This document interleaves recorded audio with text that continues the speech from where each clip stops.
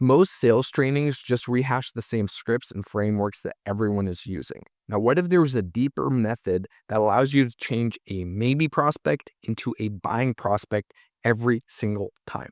Well, my name is Mustafa. I've scaled multiple coaching offers to over $100,000 per month. And today's video, I'm just going to be showing a call review I did with our newest rep, where I watched his entire call and I told him exactly what he had to change to being able to actually get the close.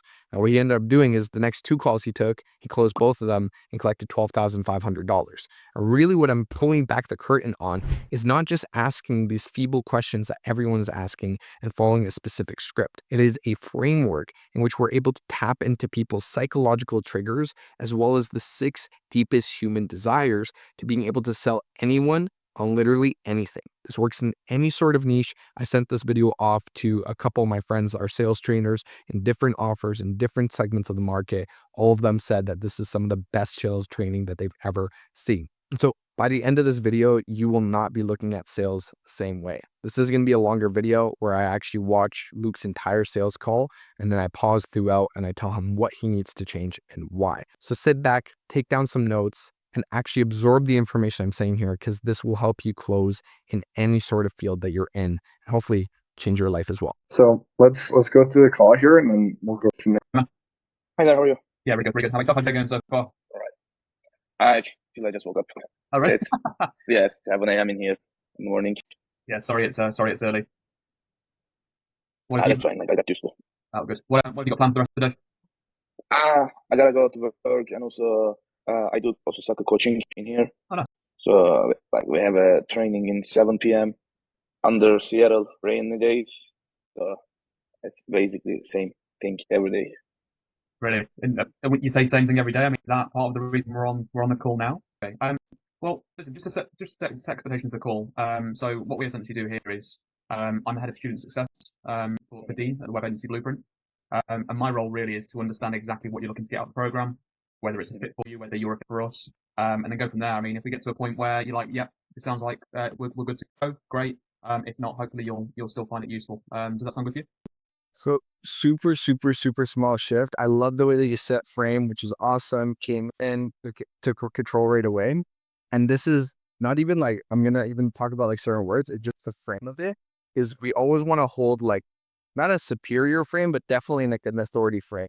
So saying sorry or hopefully, or, I apologize it's so early or things around that nature, as much as it might come off polite, we almost want to make sure that it's like, all right, cool. Awesome. You must be excited for this call if you woke up this early for it. Let's go.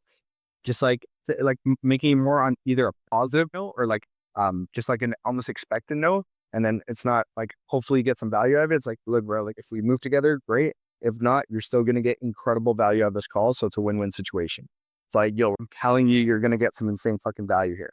And so that just like holds a little bit more to that frame, if it makes sense. But that's super, super, super small shift. And that's why like, I'm not even going to bring it up for the rest of the call, but it's like, that's like kind of the mentality that we want to be on these calls. And that just allows us to come in as an authoritative figure while still maintaining respect, obviously. Awesome frame.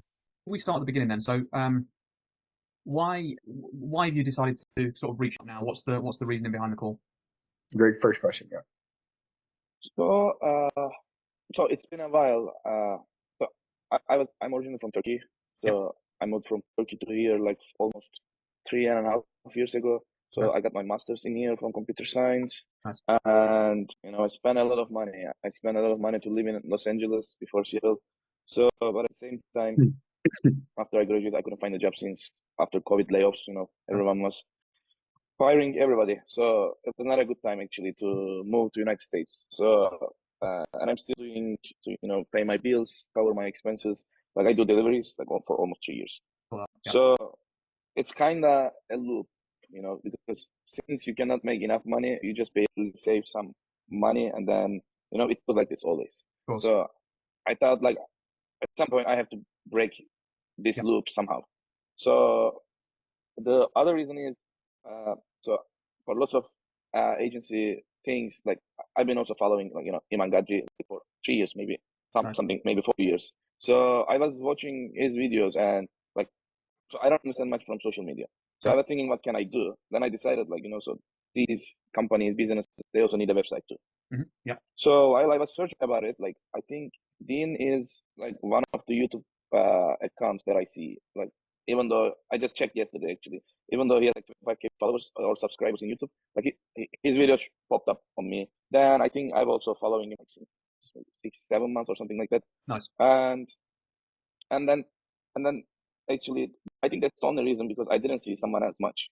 Okay. And I watched his every video start out, like, to get everything from him as much as I can, and also with the end too. So it also helped me to in about some of my questions. So I think that's the only reason. And also I already started, but like 1 month ago. So I'm in an entrepreneur WhatsApp group in here. So there are Okay, cool. 70 people in it, Yeah. and I do 2 free projects right now, Okay. Nice. 2 people, and I don't know, after that we will see, obviously. Okay. And what those projects look like, Edgar, is that in both in terms of sort of monetary value and what you're actually doing for them? Is that just the development side of things that you're doing, or what does that look like? So I have a UI UX designer in Turkey. Okay, nice. So when you compare the prices with here, much more cheaper. It's the best. So yeah, he does the designs, Okay. and I do the development basically. So but, I mean, I watched lots of things. Of course, like, a good mentor would be help you a lot, obviously. Definitely. But at the same time, maybe it's advice for Dean. I don't know. But for the small questions, maybe he could have something else too. Like, YouTube is free, obviously, and on YouTube, you tell lots of things, but still there are gaps, obviously. And yeah, like, I have some couple of questions, but maybe they are super super like easy things. But since I'm at the beginning, some Yeah. parts are not clear in my mind. So mostly I have these questions in my mind in general. Okay. Well, hopefully as we go through things, you'll understand kind of Yeah. exactly what we do. But if you Mm. don't feel as if we covered everything, then please feel free to ask the question. I just don't want you repeating yourself. That's all. Yeah. What's your monetary goal? So when we talk about financials, you say that you've got 2 Mhm. different projects at the moment. Um, Mhm. what does that mean in terms of income, and what do you need to get to almost replace what you're doing now? So for these 2 projects, like, it is like, free. So Okay, yeah. yeah, free projects. So I'm just trying to do them for just testimonials, reviews, referrals, Sure. whatever they can help me. So, like, maybe it will be a good head start, even though they can bring a couple of clients. But yeah, like, right now, I mean, to be able to survive, something around 3K is fine. But it's like bare minimum. So, but obviously, especially in here, I mean, at least you have to make 8K, 10K a month, Yep. like, as a profit, maybe. So to have at least like regular life, mostly. Okay. So you said Yeah. 3K After that minimum. point, yeah. If we take everything out that you know now, so if we take all these restrictions out that you feel that you kind of face at the moment, so we're saying 3K is minimum, fine, that's okay. What does really good look like? I mean, what do you think that if I was earning this much amount of money and I was bringing in this much amount of money, my life would change significantly, and I know this would be the path for me? What does that figure look like? That's more interesting for us. Yeah. I mean, I think if it is significantly changed, like around 20K, I guess. Yeah, yeah, I mean, yeah, at least 20K should be like between 20 to 50K a month. yeah, I think it would be like more than amazing. yeah. I'm asking because our typical clients will come on and they'll make anything between 10 to 50, Mm. within a pretty decent time limit as well. I mean, so we've got Yeah. have you seen Dylan on our YouTube channel, one of our case studies. Doesn't matter. Yeah, I think I watched it, Yeah. but it's been a while. Yeah, I watched it, I guess. So Dylan came in with literally zero experience, and I'm talking zero Mm. experience in web design development or anything really. He just knew that he wanted to start an agency. Within 4 months, he went from zero to 50K a month within 4 months. And that's pretty much starting from scratch. You've already got the technical expertise, so we don't need to kind of rely on somebody else to teach you that. You've already got it. So that just gives you an idea of the earning potential. But yeah, I mean, if you're aiming for 20K per month, it sounds unrealistic and it sounds like, wow, that's going to be really hard to hit. With our framework, it's exactly what we expect our clients to hit within a pretty short time frame as well. So if you were to get to that 20K, then, so what would your lifestyle look like? I mean, what changes for you in terms of how you are at home, not just from a work perspective, like how you are in general? Yeah, I mean, I think rather than money, also it's also important, but obviously working, like, freedom you get, I think the most important thing for me right now, because I'm inside my car all day to do deliveries. So I cannot leave, even though I want to go for a vacation couple of days. When you turn off the system, you don't make money. But the idea is, making money online. Even though I think DN is in now Colombia, still making money. Yeah. Well, So I think that's the most charming thing for me. Of course, like money is also important. I'm not telling that, but yeah, I mean, also, it is the most common delivery car in here, Toyota Prius. Maybe you know it. And so I just really want to get rid of it. Even though you go a date, if they see you have a Prius when you like, so I mean, mostly. So that's what's the car of choice then, Edgar? If you got rid of this and you had 20K a month coming in, what does that car look like? Well, I mean, like, I just want to like buy a 911 since 10 years. So, Great choice. Great choice. but it's a long term dream. Yeah. Yeah. And the thing is, I mean, it sounds silly sometimes. I mean, I've been in this industry quite a long time, and I've been an agency owner and sort of transitioned into working with Dean. Mhm. And I think that when you first imagine that kind of money, it seems almost unrealistic to hit because you only hear of it from, you have to be a CEO in a company, and you have to, the company needs to be on the stock market, and it's got to be around for 30, 40 years. It doesn't seem realistic to your everyday person. I don't know if you can relate to that, but I know I certainly can when I think about like that sort of level of money. Yeah. Yeah. Yeah. Also, the one thing is also just came to my mind. You asked me like why we are on this call. So while I was, even though I commented one of his videos last week, so while I was watching his videos, he was saying, you can sell 10K, 15K for the website. You can sell with this price. I was like, I mean, no, it's just bullshit. Like, who pays? And then, because, like in my country, those service businesses, they don't make that much money. Yeah. But in here, a couple of weeks ago, I met a woman, like she has like hair salon. So I was talking with her, like she told me she literally paid 9K for just a Shopify store. And I was like, what they gonna do? Like she bought a template for the website. Yep. So they just gonna update the products over there manually and some maybe SEO things like for the sentences, word, keywords, whatever. And that's all for 9K. So I was like, okay. Then, I rewatched his videos again. Like, okay, now that sounds doable, and Yeah. So yeah, it's also another thing that we can do the same thing too, obviously. In your opinion, what do you think the difference is between the person selling the 9K build versus the person selling the £500 build, $400 build? Sorry. I mean, I think one of them knows better how to sell something, I guess. Exactly. I mean, even though sometimes sometimes quality also different, obviously. The design, the process, the customer, in terms of customer aspects, so they can change, obviously. But yeah, at the beginning, I think both of them should be work fine, at least how to code, even though you don't know. Agreed. I'll tell you what it is. It's perceived value, and that's we'll go through the steps in a second, but that's one of the key steps in our process. It's positioning you as a market leader, and therefore not just delivering a website for a client, because like you say, anybody can deliver a website. If somebody came to me now and said, "Can you build me a website?" I'm pretty sure that on Shopify I could build them a theme with some product to them. Anybody could, right? What we do is almost take a step back and say, okay, well, in that industry, what is most important to that industry? So it might be, I mean, you've probably seen Dean's examples of websites, for example. They've all got a similar look and feel, but the perceived value is this person knows my industry really well, therefore I know that I'm going to generate results. So you're almost not building a website, you're building an almost experience for them. I'll show you something actually, because we get asked this question a lot and it seems almost unbelievable sometimes, but this is, 2 seconds. Can you see my screen okay? Yeah. So this is the revenue from our own agency. So we don't just kind of say, well, we teach you how to build an agency. We actually do it as well. So this is what you see here. So in the last 4 weeks, we've raised $115,000. If we look at the last 3 months, there's $358,000. So it's not bullshit. This is complete truth. We do it ourselves. We put our money where our mouth kind of thing. Let me just stop sharing now. So I only do that. It's not to flex or anything like that. It's to say we know how this works. We've built a framework ourselves and we use it every day. So that's kind of like an intro to the program, if you like. So we dig a bit more into kind of where you're at now. So we kind of talked about this monetary goal of 20K would be brilliant. We changed from the Prius to the Porsche. Have you got sort of family around you as well that you sort of live near, or is your family still in Turkey still? They're still in Turkey, yeah. Okay. Like basically, I am alone in here. Okay. And do you have sort of close friends or anything that you talk to around things like this? Have you got like a network of people that are sort of aiming for similar things? Actually, so we were 3 people in here. So one stayed in LA, one moved to New York, and I moved here. So basically, in friendship wise, also I'm alone right now, mostly. Okay. So I mean, that's another thing this unlocks as well, right? Because you'd be in a community of like-minded people, and I think that when you've got somebody next to you that's sort of striving for the same success, it does push you a bit more.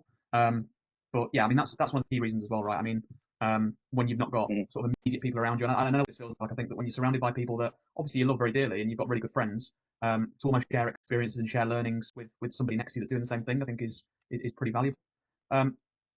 So with the current situation then, so sorry to sort of swing back and forth. So you've got this delivery at the moment. You're doing these projects, 2 to 3 of them, but they're on a completely free basis. Have you tried anything like this in the past at all? I know you said that you've been studying for sort of 6, 7 months. Is this something that you invested in before? About this, I didn't try for like. Okay. I mean, I did have some e-com experience when I was in Turkey. Okay. So I was also like, the Hot Wheels cars, Yeah. the diecast cars. Yeah. So I had a huge collection, and also I had a like small Instagram page around like 1,000 to 2,000 people. So I was also buying and selling in Turkey. Then I launched like a kind of plastic protector for the cars in Turkey. At that Okay. time, it was the first. But besides that, like I don't have any experience in terms of agency. Yeah. Okay. I mean that's pretty cool. What was the reason behind that? Was it something you always liked as a kid and just took into your adulthood, or?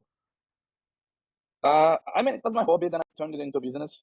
Yes. I made some money before I moved here. With that money, I paid my tuition in here, everything. So I mean, it paid off basically. Yeah. Okay. Cool.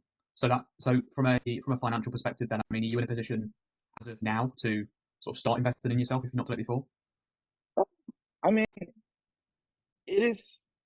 I cannot say I have huge savings or something, Yeah. but like still, I saved some couple of thousands, K something, obviously. But at the end of the day, I also know like somehow I need to change this. Yeah. Of course. Yeah. Because even though I keep going like for these 10 years, nothing will change. I know this. And that's why I need to do something immediately, basically.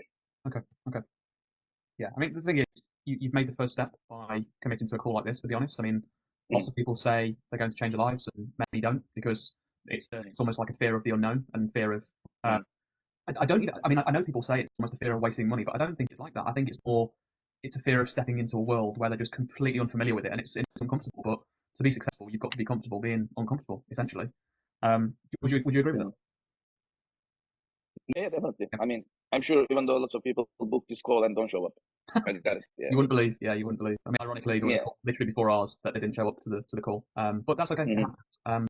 There's more business for us, right? Compared to people that don't Yeah. show up to calls. So why now then? So you say immediately. What I'm trying to understand is what's the trigger point? You say you've been in your job for 3 years. Taking the same car every day. You want this sort of freedom. You want more money. You want more financial freedom as well as time. What's happened really recently for you to say right now is the time to do this? I mean, actually, it's not something happen in a day. Mostly, like it's just it's a kind of stack of day by day. Because the thing is, so when we were in Turkey with my friends, at least my society level much more higher than this. Like Really? because I had my own job in there. Like I was working in a company as a software developer. Yeah. And we were living in I think maybe Istanbul. So we were going lots of fancy places. We had lots of friends, even not regular girlfriends, whatever. But since I moved here, mostly, as a delivery guy, mostly you are the bottom of the society, and lots of people treat you like this too. Like, it is a fact. I mean, I cannot change it, obviously, but the thing is, I can change. I can find a way to just done with this. Yeah, it was good when I was studying. At least I make some money, but anymore, it is not as good as before. So yeah, and also I realized since I lived in Los Angeles for 2.5 years, so the life in there, and when you turn to yourself, look at the mirror, like you question everything every day, like how many supercars you see, how many super mansions you do deliveries to them. So there is another life in somewhere, but for those people, but that's nothing. I cannot say like, oh, this happened last week, that's why I changed. And I also don't. I'm glad it is not the case, because if it was the case, it will be end super quick too for me, like a fight. So it's just maybe at least I was thinking to do something 1 year or 1.5 years. So it's just I was like, okay, it's fine anymore. I have to do something soon. I mean, I am not achieving 20K or 10K goal in 1 month, 2 months, but at least if I can start making some money from here, at least I don't have to do delivery. So as I said, like 3K. So I spend my 24 hours with this. If I can make like 3K a month, that's fine. And since then I can focus just growing the numbers, Yeah. because I already covered the minimum money that I need to survive. So the rest should be extra. That's fine. Yeah. Okay. Yeah. It hit a bit there what you just said, Ega. To be honest, it was sad to hear, because it is the sad reality of life sometimes. I mean, some people get the break, some people Yeah. don't. And I think when Yeah. that must have been difficult being exposed to that every day as well, because it's not just you see it on TV every now and then. I mean, you're literally living Yeah. in the midst of super wealth, essentially, right? Yeah. That's what you're saying. Mhm. So if I'm going to ask you a really honest question, what do you think, if you could pinpoint anything, what do you think has stopped you from reaching your goals up to now? Because you're an ambitious guy, right? I mean, you've said you're an ambitious person. You had this life in Turkey Mhm. where Mhm. it might have been a bit more sort of nicer than the LA life. Mhm. But if we're Yeah. really honest with yourself and transparent with me, what do you think is the reason why you haven't hit your goals up now? I thought about it a lot, to be honest, Yeah. because as you said, like when I was in Turkey, like every day I was like, okay, let's do something new. Let's do this, try this. And I tried a couple of things too, even though I was just a college student and barely had money.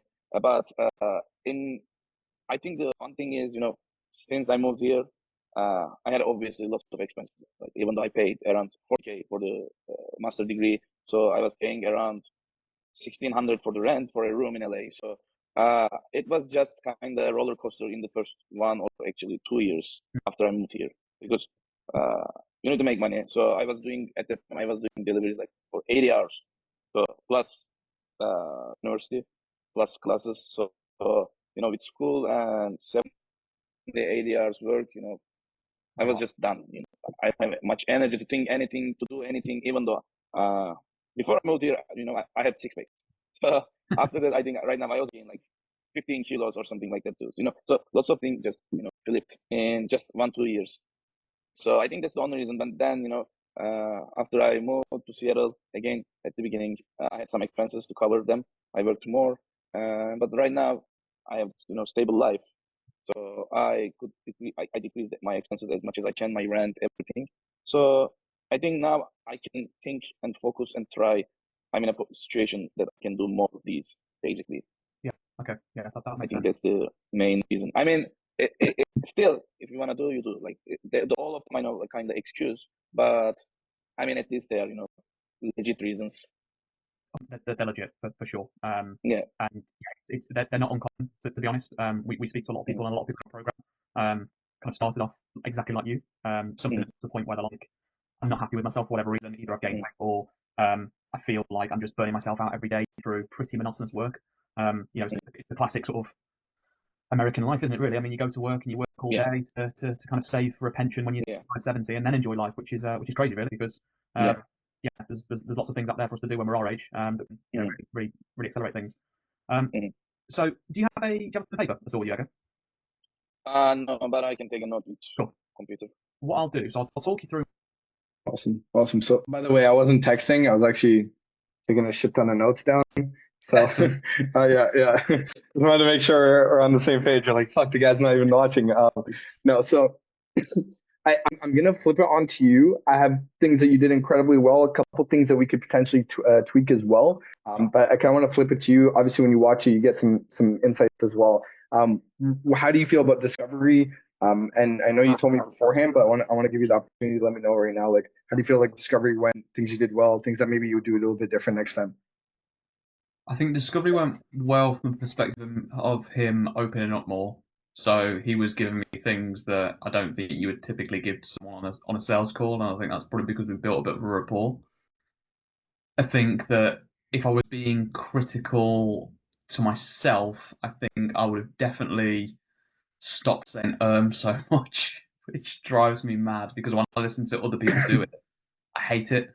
And I think that just listening to this, I think because it's my first call as well, I was almost thinking on the spot a bit, because I've got a script, but I've not perfected the script in real time yet. So in my head, I was going to sort of get myself back into the script that I've got. So I think that, yeah, the need to definitely stop. What else?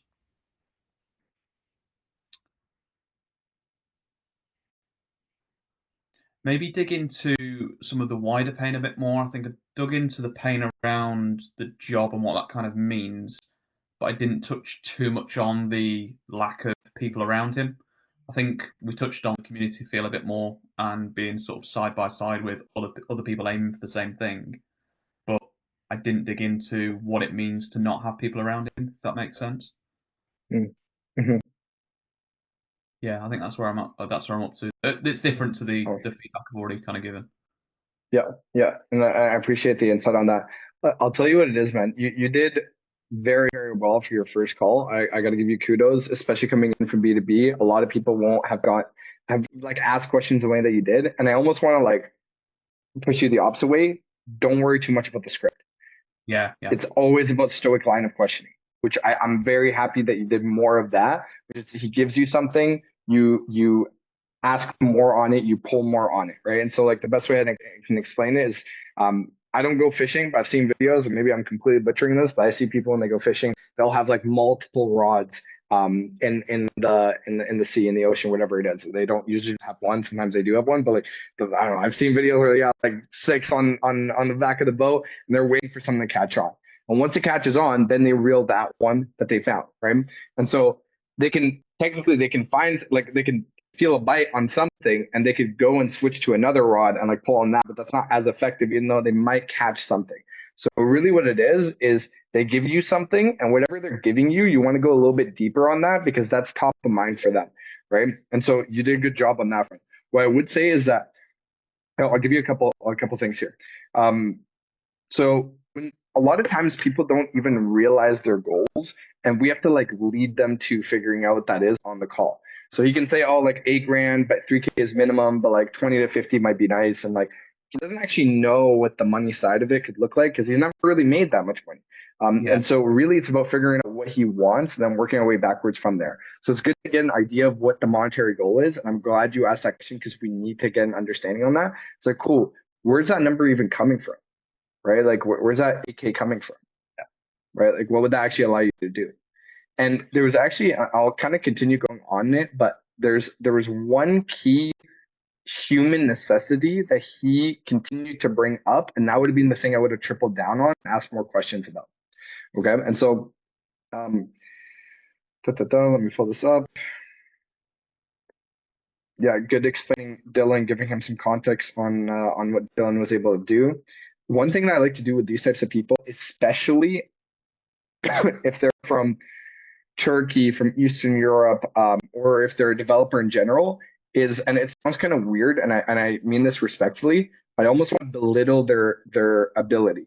And belittle might be a harsh word to use, but I almost want to like make them feel like they're not doing enough and that they don't understand enough. Because a lot of these guys, the main reason that they don't invest is because they're like, well, I can figure it out on my own. He knows he needs a bit of help, but on the spectrum of like how badly he needs it, they're usually a lot more on the side of like would be nice but not necessary, right? Yeah. We need them to feel like they literally, there's no way that they're going to succeed without it. So even as simple as saying, yeah, it's awesome that you already have technical experience, so we don't even need to teach you all that. It's gonna make it way easier, XYZ.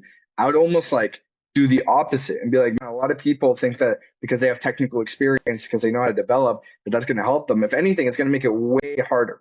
And it's because you're stuck in this mentality of still being the person of fulfillment. You know what we do? We outsource from day one everything. And that's because the people that get paid are not the ones with the greatest grades, right? It's not the people that did really well in school. It's the people that know how to create value within the market.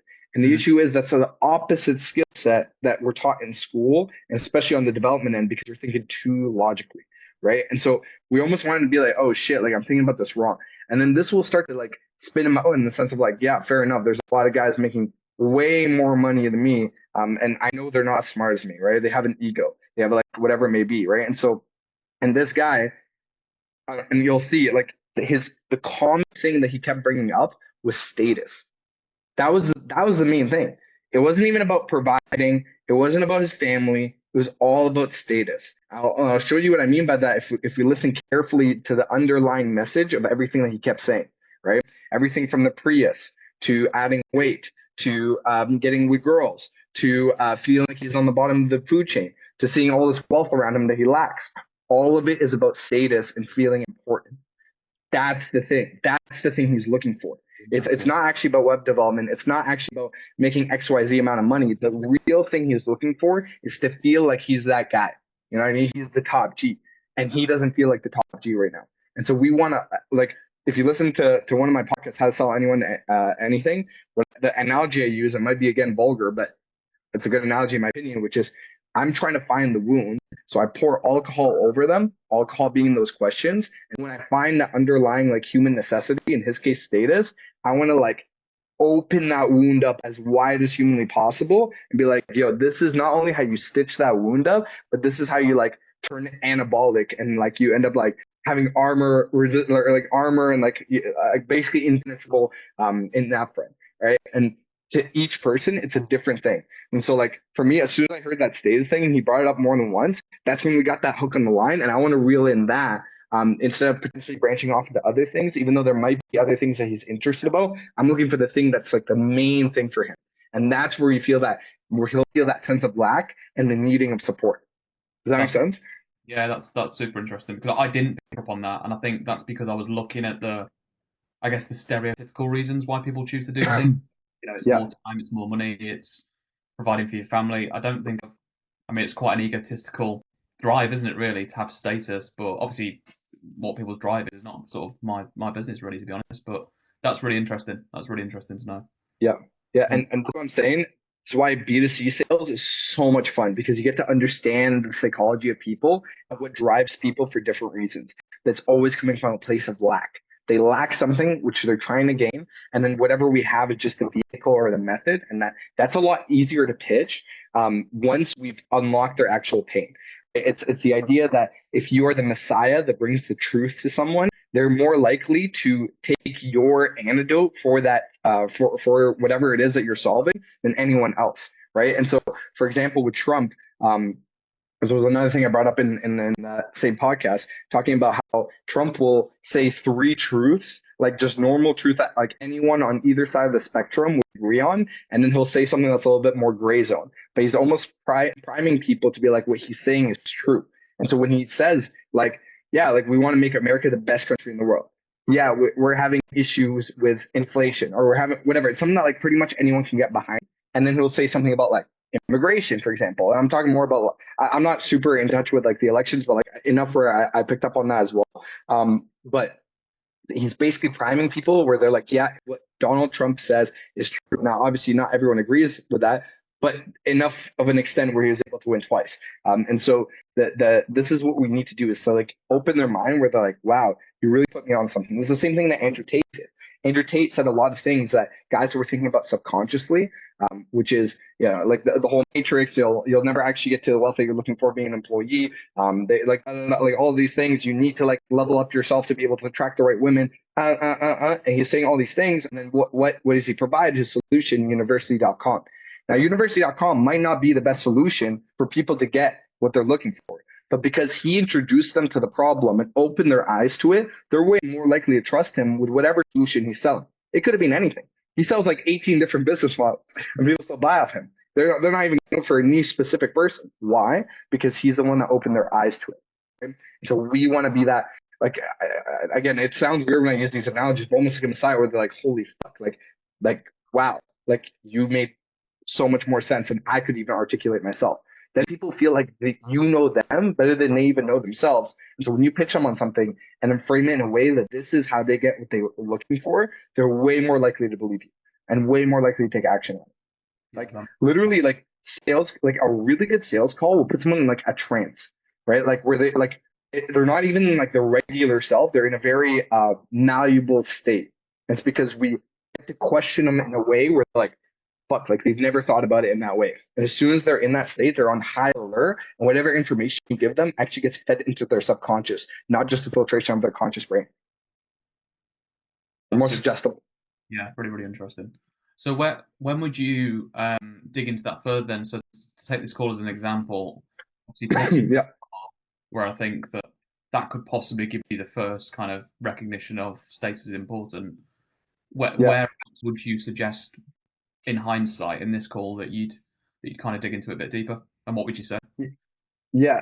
And really, man, this is the beauty about doing like sales in the way that we do is like there are moments where it's like, yeah, we could have taken it there, but you get multiple bites. So it's not like, oh shit, you missed it. You only like missed it if we go into pitch without like getting it, right? And so like a lot of times like he'll go off on a branch and you're like, okay, maybe there's something there. Let me ask more questions. But then that's the reason why it's so important to write down notes as he's going along. Because like even glancing back from the notes, you'll like see, oh shit, like there's commonalities. And that's why I like to do the indentation, like I was saying. Honestly, I you know, on the next call that we do a call review, I can just pull up my notepad and show you how I would have taken notes based on what he's saying or what the prospect is saying. Because then based on the indentations, I'll just see like commonalities, right? And now I can just do it like subconsciously just because I've done this so many times. But that's why taking notes is so helpful. And I still do it to this day, not as like intricate as I used to take. I used to take down like crazy notes. Not that like the sentences were long, but I would take down like anything and then just do indentation. If I feel like I can visually see that there's not enough indentations, which means I haven't gone deep enough, right? And so um, let me kind of go through the notes here. Very good experience explanation talking about your own experience and saying that's very possible. So just kind of wrapping his head around because he was saying like, oh, like I didn't believe people paid that much for a website. It was great that he had a piece of context that like made him believe it. Now he said, fuck, someone paid 9K for a Shopify template just to migrate some products, right? We were doing custom made websites. Obviously more value is like I can wrap my head around someone paying 10, 15 grand if someone's willing to pay 9K for that. And so you also use your own explanation, which is good, or like your own case. Um, you did a very good job of asking him what he thinks the value is or the differences between $500 websites and 10K websites and explaining the perception value aspect, which is very good. You didn't tell him how we do it. You kind of shifted his brain in terms of like, yeah, it's a value proposition. It's not about the amount of work. It's not about what's actually being delivered. It's the perception of why that's valuable, right? And we can use analogies, whether that's about diamonds. Diamonds not actually being that rare, but because there's a monopoly on the diamond industry, we're able to like this is just like a random analogy, but like whatever analogies that you can use are always very helpful. And you did use a personal one, so that's awesome. Also, you did great asking if he's tried anything in the past before. He talked about this is super important. If someone's tried something in the past, I want to dig deep on that. I want to know why he tried it, how it went, right? Why they stopped doing it because they usually have stopped doing it or else they wouldn't be on the call or like they're looking at other options. So there's obviously some sort of issue with the thing that happened, what his goal was back then, and why he thinks it didn't work out to the level that it could have, right? This will give us a lot of context on where his brain's at. And now we were able to add additional context that maybe he's missing or remind him in this case, right? And so if he says, yeah, I tried e-commerce, it did all right, whatever it is, instead of hyping them up, bro, I very rarely hype people up unless it's an act that I want them to continue doing.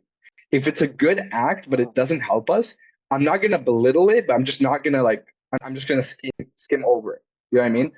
And that's because I want them, I almost want to train them. Bro, I hate using certain analogies, but they work so well. But it's like, do you know how when people train dogs, they'll like, when a dog does something good, they'll like use a clicker and then they'll give them a treat. And then the click becomes the association. And so we're doing that by asking them certain questions and hyping them up when need be and completely disregarding or almost undermining certain actions to make their standard of what they're supposed to be doing at the level that we need it to be at, right? At the threshold that we need it to be at.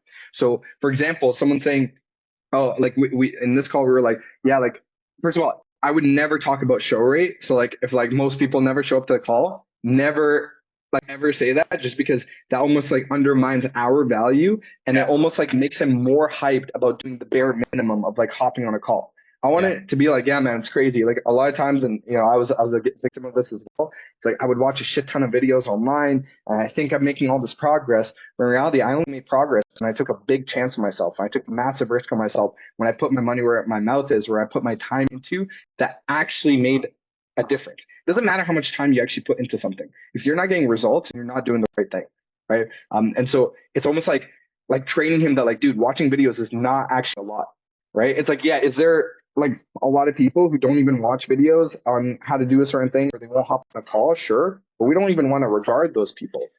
We want it to be like, even if you're just hopping on calls all day, if you're not taking any real substantial action where like it's almost scary, then you're not swinging hard enough and you're never going to get the results you're looking for. We want that to be the standard, right? So that's why I like not hyping them up a lot about doing almost like the bare minimum.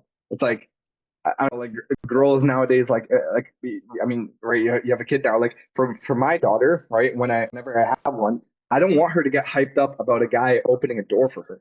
That should be the bare minimum.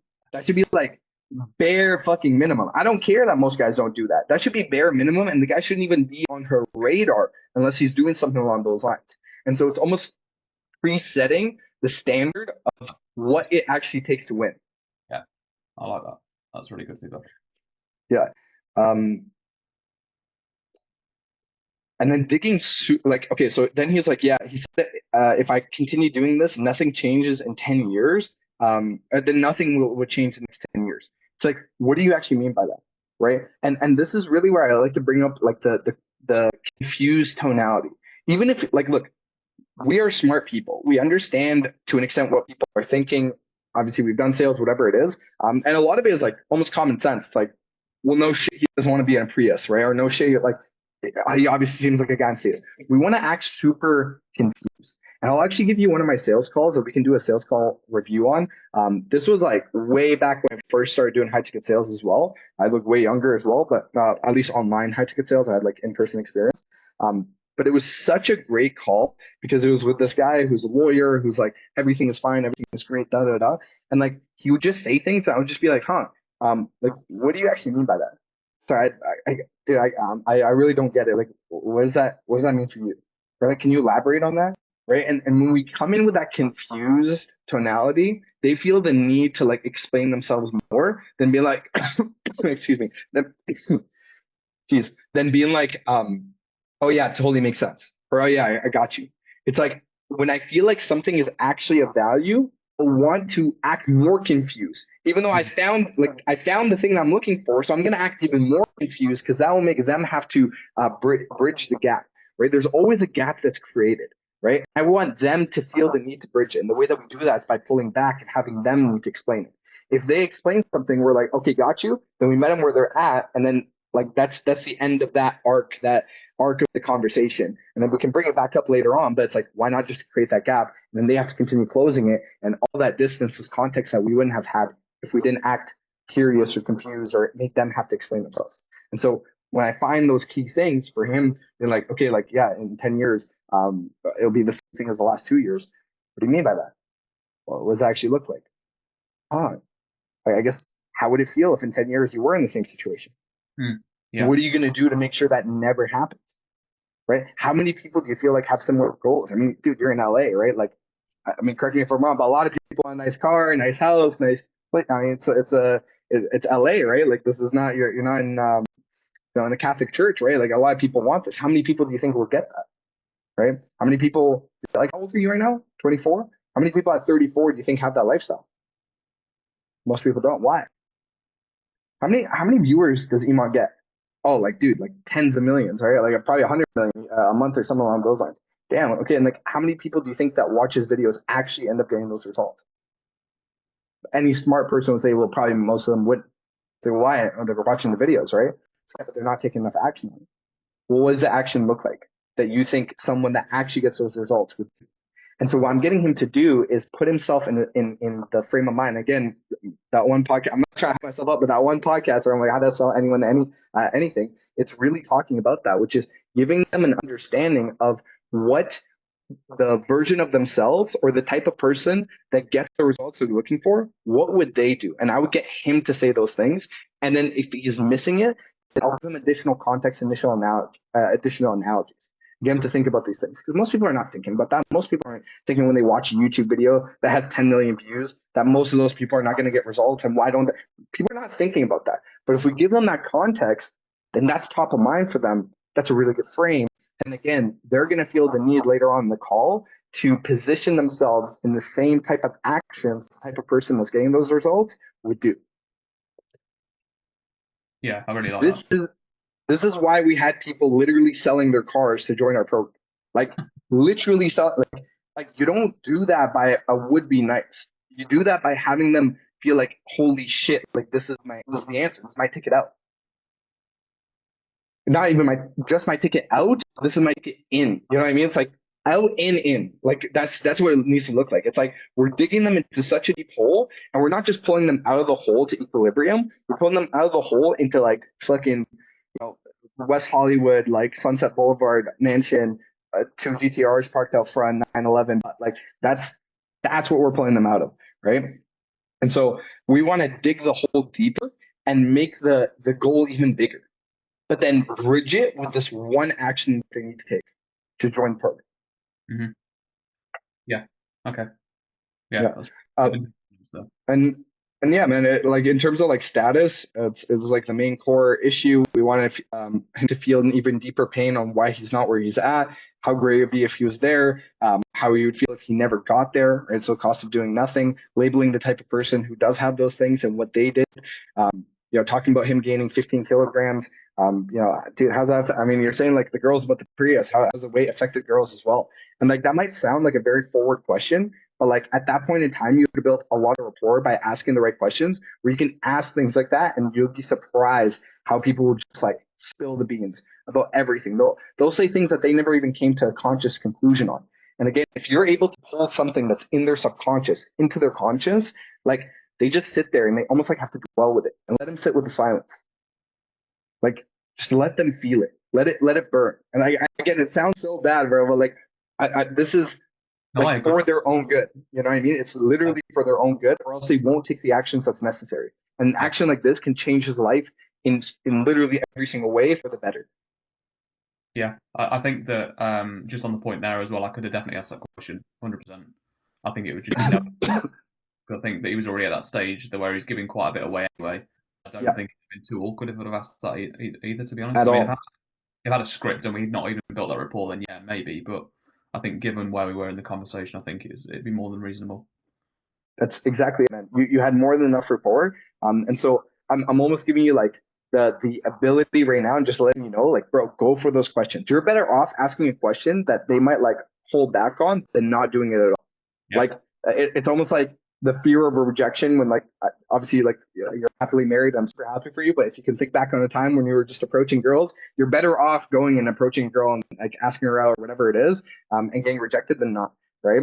And obviously it's not like you go up to her, it's like, hey, do you want to smash? Like that's not and like as a kid, that's kind of like the thing that you want, right? Like when you're growing up, but like you kind of warm up into it, and then like at some point you're able to like obviously get to the point where you can do that, right? And so it's kind of warming them up into it, but at that point in time he's super warm, he's good to go. You can pretty much ask him anything and he'll tell you, right? And so that also shows that you were able to ask great questions, and he felt like you were in a place where you understood what you were asking, where he felt comfortable enough to even say those things. So that's also like a reflection of your ability to get him to that point. That's why I don't want you to actually stress about the script at all. It's literally just helping you, aid you through like the way that we maneuver in certain questions. Asking like stoic line of questioning like you were doing, it's 10 times better than like memorizing the script word for word and just doing that, because that's going to be the only thing in your conscious brain. You're going to miss all those subtle cues, and those subtle cues is what leads us to the sale. Yeah. Cool. And that's basically it. I guess any questions on that? Anything else on that whatsoever? No, I think it's just I mean, it's basically just digging deeper on everything, really. It's digging deeper into things that I possibly wouldn't have noticed before. And to be honest, I think the more I do these as well, the more I'll start to recognize pain points that people start talking about, because that isn't something I've personally come across, the ego. But I think that with the line of question that you just gone through there, he would have definitely given some more info on what it means to his ego, and I think that maybe it had become more obvious then as well, because it wasn't obvious the first time around. Robbins, that's really good feedback. I've written loads of notes there. And bro, by the way, incredible like first call. Like genuinely, like usually it would have taken me like 5 calls of doing reviews to be able to give you this type of advice. So it's really good that we're doing that on a first call review. That means we're starting at a really good note. So like, and man, I'm the last person to hype people up about something that like I don't genuinely believe. Like you'll know that very quickly about me. I'm extremely direct, and I say what I mean. And so, bro, so I don't know if you've read any of like Tony Robbins material, but he talks about the human needs, right? So there's a couple of human needs, and when you understand these and you're looking for these, those are going to be, let's say, the different rods that you're putting in, and we're going for the biggest fish or two from each person. And everybody has these needs. Some of them weigh out more for each person, depending on where they're at in life, what kind of personality they have, whatever it is. But everyone has these needs, and you can look in that, reflect internally and see what those are for you, right? So there's certainty, right? So the certainty that, kind of self-explanatory, but again, the certainty that something will happen, and the belief that it's not just maybe, but it can happen. To what degree, right? Because when people don't feel too certain about something, they're less likely to do it. That's why you have Facebook developers and Google developers that are like the best in the entire world, and they're getting paid like good money, but they could be making way more money if they started their own thing, and they won't do it. Why? Because there's certainty in the work that they're doing that they're going to get something out of it compared to doing something on their own. And so that's why they'll stick with that, even though there's way more upside on the other side. And there's no right or wrong. This is just human psychology. We're more likely to do something if it's more certain than something else that has more upside but less certain, right? So certainty. There's uncertainty, variety. So kind of the opposite. On the flip side, we also have a deep need for uncertainty. So what he means by that, and it's kind of a parallel in a different way, is that a lot of people get very bored, right? And we need to feel like there's a level of excitement. So that's why after like working in the same thing for a decade or 2 decades, or in certain marriages, if there isn't like a level of excitement, you're not trying anything new. It's like you know everything about the person. You go to the exact same restaurant every single time. You go to the same vacation spots. Like you lose that like excitement. And people want excitement. They want something new as well. So it's kind of like this. Like we want them to feel certain that if they do this, they're going to find success. But also that level of variety and uncertainty that's exciting about like doing something new, right? So it's kind of like that scale of the two, where they're like, fuck, like there's a lot of chance that this is going to work, very, very high chance. And it's also going to give me this thing that I haven't been getting for the last however many years. You think this guy's excited to go fucking, like, I don't know, do any of the things he's doing right now? Probably not, because he's just like, it's the same mold and he's not very happy about it, right? Significance, that's for him. Status, right? Significance. And it's actually connected with connection and love, and we'll talk about that as well. While you may not need to know the exact meaning of life, chances are you do want your life to hold some sort of significance, right? So, for example, one of my buddies, he has an AI agency.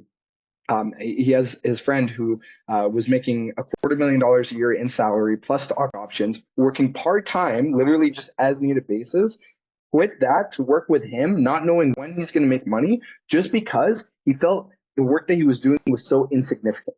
It was just boring. It was just not like, and that kind of aligns with variety as well, but he didn't feel like he was doing anything important. And my boy sold him on the vision of like, dude, we get to work on like the cutting edge of AI, the shit that is really going to change the market. And he was willing to drop in income, completely, like literally drop all of his income, work on this project, not knowing when he's going to make income, because he craved significance at such a high level.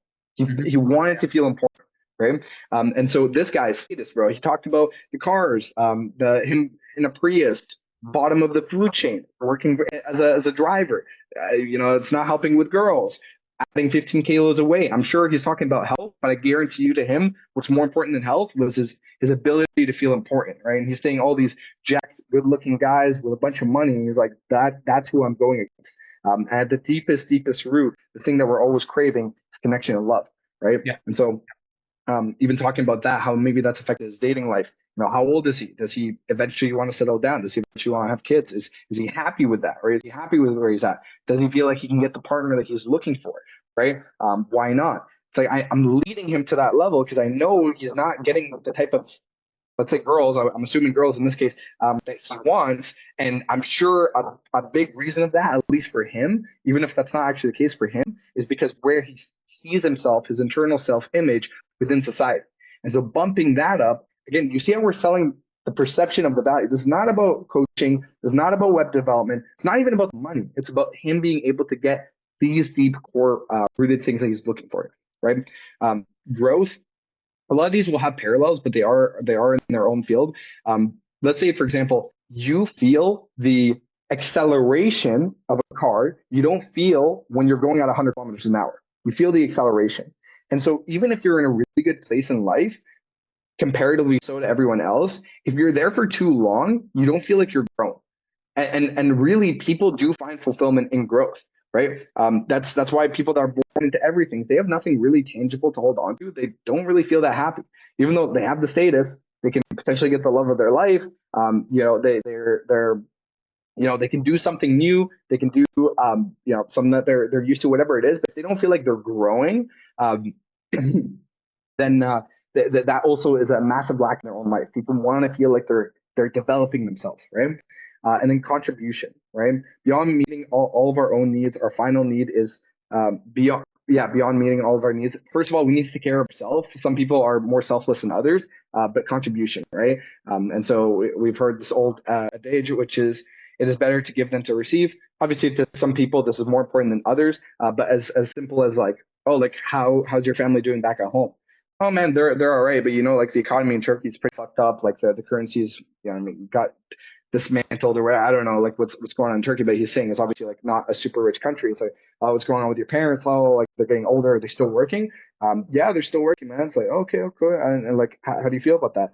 Oh man, like obviously, like I'd love to take care of them as well. XYZ. Again, I would triple down on the things that are most important to him, but there's going to be a level of, usually most people want to take care of their parents. Most people want to like, take care of the people, take care of them, right? And especially with these, like more so with not Western cultures, like Western cultures too, don't get me wrong, but it's much, much, much more prevalent in like Eastern Asian cultures, in Arab cultures and Turkish cultures and African cultures. It's a very, very big, like family oriented culture. And he's obviously only been in America for 3 years. So that's also like something where they feel like a lack of importance, right? And a lack of being able to contribute, and so all of these things kind of mix together. But when you start to look at these things, you end up asking significantly better questions, because that will be the indentation that we're looking for, right? And so the finish line, quote unquote, of like where we feel like we got the information we're looking for is when we have a very good understanding of these things and we're asking questions about these things,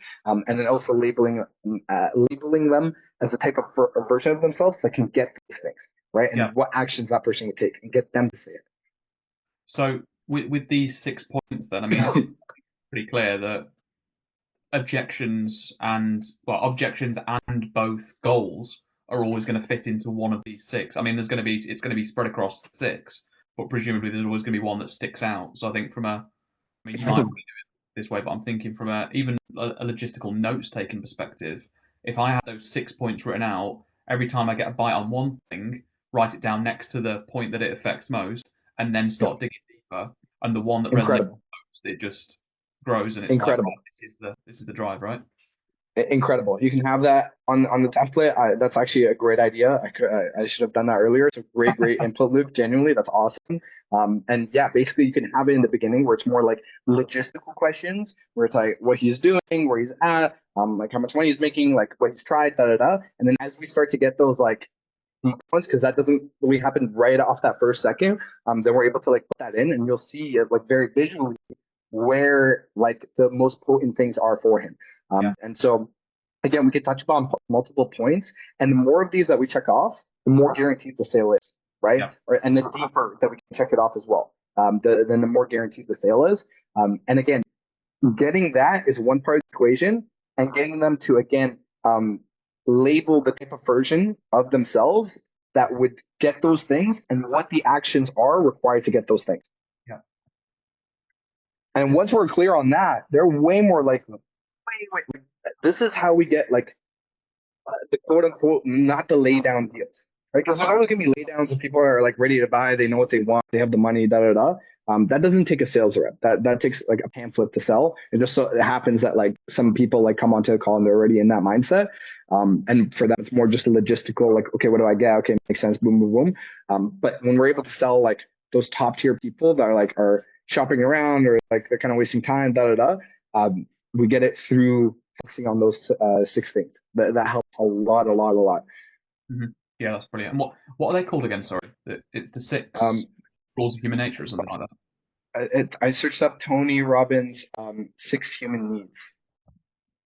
6 core needs.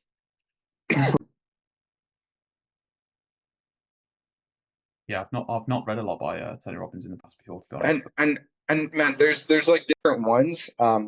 So for example, like Just say affiliation, power, cognitive, achievement, autonomy, competence, closure. But a lot of these have parallels, right? Like for example, autonomy, that could be part of like status, right? Like to them to feel like they have autonomy. Obviously, freedom is a massive part of it. But like that autonomy allows them to do those other things, right? So yeah, I like the ones I just told you, but again, we can add onto it. But like a lot of it is going to be within those brackets anyways, so there are going to be parallels. So like I wouldn't stress too much about like shit, this is actually part of this, not this, and like you don't want to get too caught up in the semantics of it. That's why like having it more in the back of your head and even like having it written down, finding a way where you can take down notes while you're still actively listening, because that'd be a lot more important than like formatting it the correct way and highlighting and labeling and things on that, because then you'll miss and you'll miss like sometimes it's literally like 3 words in the middle of a sentence, and like that's the bite. And so that's why active listening is 10 times more important than doing the script like in the exact way, or formatting everything in the exact way. It's like really that active listening. I just feel like notes helps us like not miss as many things. Yeah, agreed.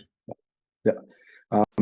Yeah, dude, this is a great first call. We'll watch the rest of it as well. But again, great job on your end. I think we're on the same page in terms of what you did incredibly well. What we can do, just a little bit different, or not even like better, just like addition. It's not like we're and then yeah, just that one thing of like try not to hype up people too much unless they committed to an act. So for example, that helps us. So for example, oh, I invested in this program. Oh, how did that go? Oh, well, it was good, but XYZ happened. And then what we want to do is like figure out what they actually got out of it, right? And then that way we can either create parallels with the good parts, and we can create differences between the bad parts, between our program and their program, and that'll be later on in the pitch. Right, so we're getting that data, and then we can hype them up about it, because it's like I'll use this quote, which is Ray Dalio, who's one of the greatest investors of all time. He owned Bridgewater, I think it was his investment firm. Either way, worth billions and billions of dollars, one of the richest people to ever exist. And he talks about the equation for growth is pain plus reflection. That is how you grow. Yeah. You cannot grow without pain and reflection. At least not sustainably grow. Maybe by accident you like sustainable growth happens through pain and reflection. And so even when someone says something as a negative, we can spin it in a positive if it helps us. If it doesn't help us, again, we either completely disregard it or we raise the standard of like how positive it is. They think it's up here. It's like just the bare minimum, right? And so that's more than enough. Honestly, I said more than I really needed to. I'm going to give you the recording for this call as well, because this will like kind of help you like go through it as well. And then again, like even rewatching some of the how were the podcasts I sent you? Podcasts, I've not got through the podcast yet. I've just been focusing on all the calls from Kareem, because there's been a lot, to be fair. But yeah, podcasts on my list. So yeah, I'll get through them. Yeah. Get through some today, to be fair, as well. Honestly, I would do just like one a night for the next like 4 nights. Like it's 4 podcasts. Just do like one a night. They're on average an hour each. Some of them even shorter. Most of them are shorter. And I think that will give you a lot of. Both of Alex Hormozi's are incredibly good. And my how to sell anything to anyone is really good as well. And then the objection handling one is more like specifics. Like the other ones are more like theory, the knowledge behind it, and then that was like just a very specific example. You can see it like actively happening live, and so I would even watch that one probably last, just to get more calls under your belt. But the other ones are going to get you to understand a lot more about that theory aspect of it. Yeah, cool. That sounds good. That's really helpful. Yeah, I'm glad. That's why we're going to do these calls, right? And yeah. No, I'm glad that was helpful. You're the king of analogies as well, which is brilliant. I need to think of them myself. I appreciate you, man. I appreciate you. And honestly, like, dude, all it is just like genuine curiosity. And do you know what I do? And I recommend this to anyone, is I create swipe files. And I've not been as good as I used to be on it. But basically what I'll do, I have my Notion. I'll have like books to read, book notes, podcasts, whatever it is. I like to take down a lot of notes and like journal and things on that nature. And then a swipe file is basically just whenever you hear like a cool analogy or a cool phrase or something along those lines and you want to cement, even writing it down once, you might not ever need to have to go through your swipe file again, but you almost like store it in your subconscious brain, and then like at some point it just like comes out and you're like, fucking, this is sick. It's like, and so like I hear like, I don't know, I heard like brain fireworks one time. I love that analogy because it's it's like, yeah, just about like brain fireworks popping off. Like I loved it, right? And like things on that nature. Those help a lot. Analogies that you hear, things like that, really, really drive the idea home, because you can explain something and then they like understood it to like, let's say 60 to 70%, 60 to 80%. And you drive that analogy and like it hits and it sticks. Yeah. Sticks. And so those are very, very helpful. Love it. Yeah, that's a good tip. Definitely. 100%. Let's do this here. Let me share my screen. I'll go through what exactly it is that we do, so you can see if it's a fit or not. Yeah. So as soon as you come into the program, the first thing we're going to build is what we call the irresistible offer. So that's point one. So the irresistible offer is basically, so we'll be sort of identifying what. You know what? I want to go through this with you, but I kind of want to see what happens after we do the pitch, or around the time that we finish up the pitch, so I can make sure I'm giving you like the most important parts here. We will go through this like tomorrow super easily here, but I kind of want to see what happens here. That area to start off with. You could essentially do it as part of the agency. I wouldn't suggest help us with things like kind of teaching. You have, for example, 7 calls in the calendar. We'll get you to close a minimum of 3 of those into high-paying clients. So you can start now to sort of work out why we go from a maybe 1-2K per month with a standard agency to those 10, 20, 30K, because if you close 35%, that's a pretty high rate compared to industry average. You get that in a typical agency world. And to be honest, I mean, if we're talking about how long the calls are as well, you'd probably be able to even cut them in half. So you'd be able to save even more time. So that's 4 to 5 hours, reduces even more off the back of that as well. What are your thoughts on that so far? Does this all make sense? Yeah, that makes sense. Okay. Yeah. And then point 4, finally, is what we call team fulfillment outsourcing, which is essentially allowing you to scale what you're doing. So we've identified what the offer is. We've gone through the client acquisition process. We then redesigned the sales process. What we're now going to do is scale this for you. So we go through a hiring process with you, so we can basically outsource projects to other people, so you don't have to do them yourself. And what we'll also do is make sure that from a standing operating process as well, any client that you have pretty much becomes a plug and play for an employee hire. So there's a clear process that when we get a client in, they get sent to design straight away. We get through design, they get sent to development, and they get sent to ongoing support. Eventually, you don't even really need to have to get involved. And what we've done with a few of our students actually is a few of our students have now started working with us because they don't need to get involved with their agency. They just basically help us with things like kind of teaching students what good looks like, and kind of going from there. Because when you've got multiple people within an agency that all done the same thing and all achieve success doing this, it's really powerful for us to say, well, go and speak to X, Y, and Z. They've already been there and done that. They've been in your shoes. Does those 4 steps make sense?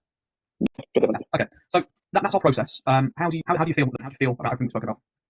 Yeah, like I think this process, I guess, like so, as I said in the beginning, I have just actually a couple of questions, but I think they are also fundamental questions about this business. So I guess once they are clear in my mind too. So I mean, I could focus more. I could try more. But like a super beginning question, like since like I'm a software guy, so I also know people want to edit their websites sometimes by themselves too.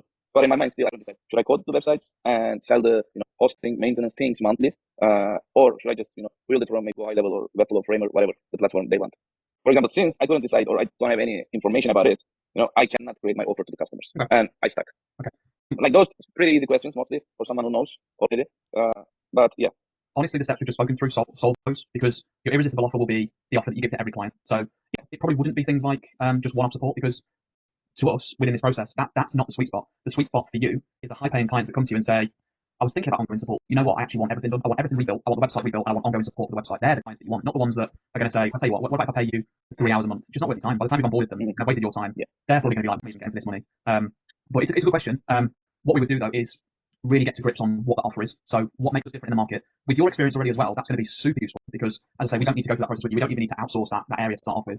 You can do it as part of the agency. I wouldn't suggest do it long term, because like we said, point 4 is scaling and basically getting you out of the agency. There's a saying, you might have heard it before, and it's leaders work best when they work on the business, not in the business. But you've heard that before. But that's what we'd like to do with you as well. So yes, your experience will be really useful, but longer term, it's about you sort of telling your team what to do rather than you having to do it yourself. Does that answer your question? Because I know it's a very specific question, but I hope it. Yeah. And what was the other question? Okay. I mean, I just had one. I mean, I didn't mean to ask it actually. Like, it was just, for example, just a question in my mind to be able to do this thing. But since I couldn't find my answer yet, in general, I feel like I just stuck. But if somebody help, of course, obviously it will solve the problem, and I can keep going. Yeah, and the thing is, I mean, what's the difference between you doing this on your own or you doing this with us, right? I mean, I guess that's the ultimate question to you. What I would say is the difference is you could spend a ton of money and a ton of resource building the agency up through trial and error, because lots of people do it. I would let him answer that question, and then based on his answer, add additional context. Yeah, I agree. Yeah. And to be honest, you might be successful in doing it. I know people that have done things on their own completely, Dean did things on his own completely. But then what it comes down to is, do I want to potentially spend the next 2, 3, 4, 5 years still doing the same job on the site, still doing your deliveries, still being pretty unhappy with a lot of things, whilst going through trial and error with my agency? Very good context, though. So like give them the answer, give them the opportunity to answer, but what you're saying here is perfect. Possibly. Or could I work with somebody that's done this multiple times? I mean, we've got like 40 live clients now, all doing the same thing, all doing similar revenue. Could I then work with somebody like us that is going to give you a proven framework that is guaranteed to work pretty much, and take you from where you are now to where you want to be within like 90 days? That's the question I would be asking myself if I was in your shoes. But yeah, how does that feel? What are your thoughts? Yeah, makes sense. Yeah, definitely. Yeah. Okay, so where do you want to go from here? I'm getting the sense that this sounds like it could be a fit. I mean, to be transparent with you, as a call, we profile people that we speak to because we want to make sure that they're the right fit for us as the way around. I think you can smash this. I really do. I think that the potential of you, considering that you already have experience in the industry, is vital. I think more important than that, I think that the current situation you find yourself in and how down it feels like you are, I think you were given a chance to do something great. I think you'd absolutely smash it. But it'd be good to hear from you in terms of where you're at. Yeah, I mean, yes, as I said, like, so I watched this video a lot, so Yeah. and watch and again to, even though so I built my onboarding form for these two free clients, right? Even though I copied it from Dean's video, so one of his YouTube videos. So yeah, so and then after that, as I said, like, hair salon woman told me like she paid 9K for the website, so and then lots of things click on my mind, and I felt like Okay, good. So what I'm hearing from you is that it's not necessarily whether it's right for you. It's more about making sure the product works for you. Is that fair to say? yeah, I mean, yeah, I will give it a try, it's okay, but yeah, at the end of the day, then we can talk about these more. And yeah, I think that's the main concern for me right now, actually. Otherwise, I will give it a try, obviously. That's why we are here for almost 1 hour. So, Okay. And yeah, but sounds fair, everything. Okay, good. I would say with the price handling part, double tie down. Right. So okay, got you. So in terms of support, in terms of everything, that's exactly what you're looking for. Cool. So if basically as long as it's within the budget, then you're good to go. And I would also ask, it's like not even within the budget. I would say, okay, so it's not if you should do this, it's how do I make this work financially, correct? And so it's like kind of figuring that out. It's like, cool. Are you open to having a very transparent conversation just about finances right now? Just so we can see how we can potentially help, right? So that's giving you the permission to ask him some more financial questions. Like, cool. And we do something called the cash on hand exercise. Basically, I'm working from the top to the bottom and creating a custom plan for them. So it's like, cool. As of right now, what's all the cash on hand? And by the way, obviously, like Luke, I don't expect you to put 100% into this just because you got business things on that nature. But what is the cash on hand you have right now? And then he'll tell you like total amount that he saved. Cool. And like how much money do you make on a monthly basis right now? And at the end of the month, after all expenses, dinners, rides, rent, literally everything, phone bill, everything, what would you say is left over at the end of the month? Cool. And then access to credit, right? Like how much access to credit do you have right now? Perfect. And then that way, when we're making a payment plan, we're not just shooting in the dark. Because if we tell him 3,500 split in two and he's got $2,000 in the bank, what are we doing here, right? And so we need to make sure that we understand where he's at financially, and then we create a custom plan based on that. Maybe we do more upfront and less on payment plans later on. Maybe we do a bit of on credit, whatever it may be. And even if there is that resistance on credit, sometimes there is. I would just always assume that it's like assume the deal, right? That's like number 101 in sales. Assume the deal. And so there is that resistance. It's like, cool. Okay, well, man, I guess just so we're on the same page, like if you weren't to do this, like what are you going to do next?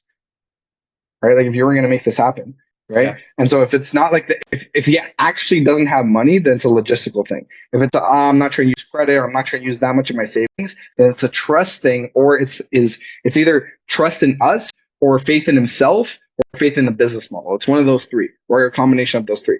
So either he doesn't think he can do it, he doesn't think that we can help him do it, or he doesn't think the business model can help him get to that point. Seems like right now he fully believes in the business model. And so it might be one of those other two things. And even if he believes it, at what degree does he believe it? And then we just bridge the gap by asking more questions, cost of doing nothing, why he thinks it potentially wouldn't work. It's like, do you think there's a difference? Or do you think like someone like Dylan, who has no previous experience, younger than you, literally never even made a website in his entire life, was able to go from 0 to 50K or whatever it may be, is there any reason that you wouldn't be able to do so with the same level of support? Yeah, that makes sense. Right? And like let him simmer into it. Yeah. I think I was very presumptive with one of the questions as well, because at one point I said, can I ask you a really honest question? And he said, like, yeah, fine. And I said, do you feel like you won't make your money back on this? Rather than him telling me that he doesn't think he's going to make his money back on it, I almost assumed that was the reason why. And he was like, no, I think I can do that kind of thing. Like, I appreciate the program and I see the value in it. But I almost did myself a disservice there because I was Yeah. kind of going down a certain path, and it wasn't the path that he was thinking about, which didn't help. Yeah. It's a cardinal sin. Is a lot of times you'll actually create obstacles for yourself while trying to attempt to solve a different obstacle. And that's why always asking them, right? Not presuming. Assumption kills deals, right? Assumption is assuming the deal internally, but assuming nothing verbally. If that makes sense. Like outside of like collecting payments, like obviously like we're on the same page for this. But if there's any resistance or anything in the probing, I always want them to explain it, right? What's going through their brain, because it might be something that you're not even assuming. And so that's something that, especially with like seasoned sales reps, or whatever it may be, they actually tend to have even more problem than this, like brand new people, or people that just have a limited self-belief in their ability to sell, or it's a new offer or whatever it is. And so just like assume he wants it, right? And obviously make sure, but yeah, just get him to basically explain it himself, right? Yeah. And then always that double tie down helps a lot. So cool. So this is like the only factor. Is there any other reason that you wouldn't move forward if this was solved? No? Okay, boom. And if there is something, then this is where we get it. Because again, the financial objection or not objection, financial logistical financial questions or whatever it may be, that's like the last thing that we ask, right? We always want to find out if there's anything on trust, on us, on the program, on something else, on health. It could be anything, right? We want to sort those things out, and the last thing becomes the financial part. Yeah. I think in hindsight I did go into financials too quickly. Yeah, which again, dude, first call, first objection, like did incredibly well. Like I'm really being honest here. We're doing extremely high level call review right now, which is great. It's fantastic. And then in terms of objection handling, my hour 20-minute video that explains how I did objection handling, especially with that type of archetype, like very good. Is that the one where you sold it to a guy where your business partner didn't think the sale was going to go through? Yeah, I saw it. I've seen that. Okay, perfect. Yeah. I maybe even go through 2, 3, 4 more calls, and then you can rewatch it, because I think like watching something in theory versus like doing it and then watching it, you're going to clue in on different things. It's like revisiting a book 2, 3 years later after you've gone through certain things. It's like you end up getting different context from it. So yeah, that'll help a lot. Awesome, man. That's pretty much it. How are you feeling right now? Give me very honest reflection on everything so far here. No, I'll always be completely honest. That was really useful. I think that you never quite know how something's gone when it's only you reflecting. So having you kind of go through it as well is really useful. It gives me more context, and I think I'm just excited about the next one, to be honest, to try all these points out. So yeah, really good feedback. Really good time as usual, man. It's a playground, man. It's a playground. Like each one, you're just developing these skill sets, and bro, I can't tell you how helpful the skill set is. I would say it's one of the most important skill sets that like everyone should have. Most people will never get, and it literally like transforms any sort of conversation. Obviously, you're not going to be in a sales conversation with everyone, but you definitely have like a big gravity when you're able to ask these types of questions from anyone, whether it's your partner, your kids, friends, people, anywhere, any interaction. You end up having like this weird gravity about you that people just leave the conversation feeling some sort of emotion, and feeling like you just get people, and that is incredibly powerful. Like incredibly powerful, and it'll only help in every aspect of life, on top of obviously like closing more deals, helping more people, things on that nature. But that's kind of like the byproduct of developing this incredible skill, which that's why I love B2C, because I think internally you end up doing more growth than potentially on the B2B side, even though obviously like I'm not like shaming B2B in any way, shape, or form, but you don't get that deep with people. That's way more of a logistical sale than it is a psychological sale. Yeah, it's that exactly, isn't it? It's that dig into psychology, which you wouldn't typically do. But yeah, it's super interesting. I mean, I can completely relate. I think that every day of your life there is some kind of sale. If you want to choose a restaurant or whatever it is, there's so many different things, and it's like that sort of not even convincing, but like you say, like we went through with the call, it's almost the art of them convincing themselves, kind of thing. Yes. Yeah, massively powerful and massively useful. It's really good.